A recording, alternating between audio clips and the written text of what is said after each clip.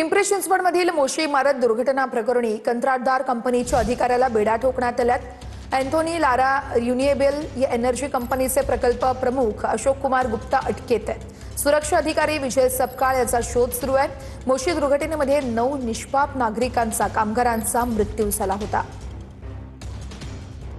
CP Maruti Jagtap आहेत. Sir, काय सांगाल, कुठली कंपनी जी आहे ती तिच्यावर गुन्हा दाखल करण्यात आला, त्याचे प्रकल्प अधिकारी असतील किंवा सेफ्टी अधिकारी, कुणाकुणावर हे गुन्हे दाखल झाले आहेत?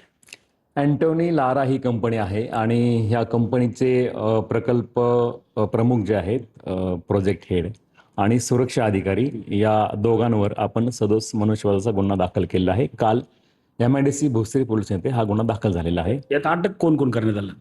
सदर गुन्ह्यामध्ये आरोपी क्रमांक 1 जो आहे, कंपनीचे प्रकल्प प्रमुख, यांना अरेस्ट केले आहे आणि आरोपी क्रमांक 2 जे आहेत त्यांनाही आपण लवकरच ताब्यात घेऊ. आता संपूर्ण जबाबदारी जी आहे ती पर्यावरण विभागाचे संजय कुलकर्णी यांच्यावर होती.